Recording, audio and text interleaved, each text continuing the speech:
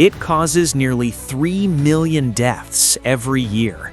It's responsible for 200 distinct diseases, and if it were discovered today, modern safety standards would almost certainly classify it as a Class A illegal drug. Yet, you can buy it at the grocery store. We're talking, of course, about alcohol. It's the world's most socially accepted psychoactive drug. But have you ever stopped to wonder why? Why is a substance that is so clearly harmful not just legal, but celebrated? The answer isn't just people like to drink. It's a story that spans millions of years of evolution, failed government experiments, and an economic trap so deep no country can afford to escape it. Welcome to Simple Things Surprising Histories. Today, we're uncovering the surprising history of why alcohol is not banned.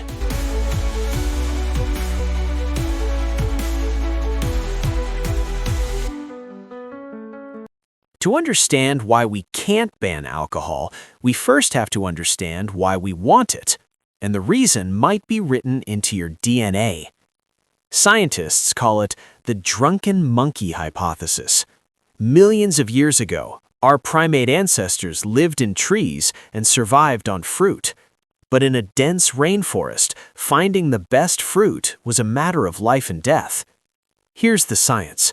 When fruit gets very ripe, it ferments. Yeast on the fruit's skin eats the sugar and converts it into ethanol, alcohol. This alcohol releases a strong scent that travels on the wind. For our ancestors, that smell wasn't a party invite, it was a dinner bell. It signaled calorie-rich, energy-dense food. Those who were attracted to the smell of alcohol ate more, survived longer, and passed their genes on to us.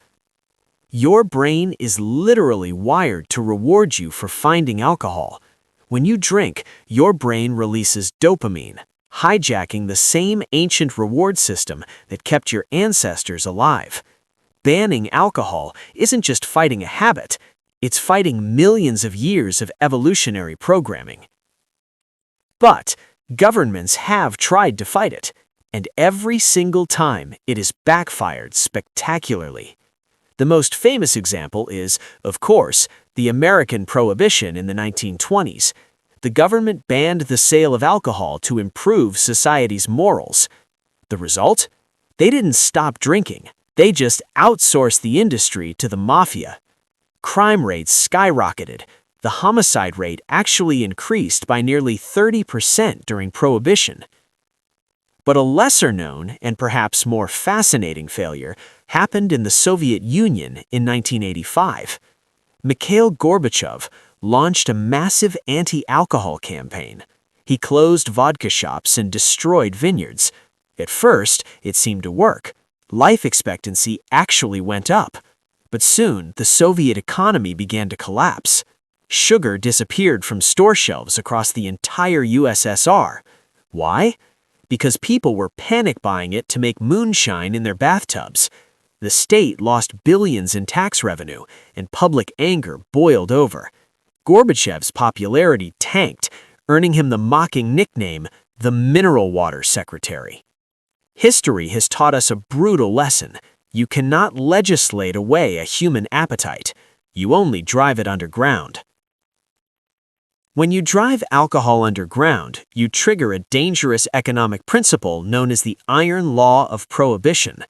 The law states that the harder you enforce a ban, the more potent and dangerous the drugs become. Think about it. If you are a bootlegger smuggling illegal goods, you want the most punch for the least space. You won't smuggle barrels of low-alcohol beer, you'll smuggle high-strength whiskey or pure grain alcohol. During the U.S. Prohibition, people switched from beer to hard liquor almost overnight because it was easier to hide. Even worse, without regulations, safety goes out the window. In illegal markets, producers often cut corners. They might produce methanol by mistake, a toxic form of alcohol that causes blindness and death. We see this today in countries where alcohol is strictly banned. Tragedies of mass poisoning from bad moonshine happen almost every year. Legalization allows the government to control safety. Prohibition surrenders that control to criminals. Finally, there is the reason no politician likes to talk about: money. Alcohol is deeply woven into the global economy. In many countries, taxes on alcohol provide a massive chunk of government revenue. We call these sin taxes. This creates a paradox: the golden handcuffs. Governments need the money from alcohol taxes to fund the very hospitals that treat alcohol-related diseases. If a major country banned alcohol tomorrow, they wouldn't just face riots and black markets, they would face an immediate budget crisis. Hundreds of thousands of jobs, from farming to shipping to bartending, would vanish overnight. The reality is alcohol is too big to fail. It is an industry that supports the economy even while it burdens the healthcare system. So why is alcohol not banned? Because our biology craves it. Our history shows that bans create gangsters, and our economies are addicted to the revenue. It is a perfect storm of evolution, economics, and human nature. We have decided, as a society, that the cost of keeping it legal is high, but the cost of banning it is even higher. If you enjoyed this surprising look at history, hit that like button and subscribe to Simple Things. We've got more stories about the ordinary things you take for granted coming soon. Thanks for watching.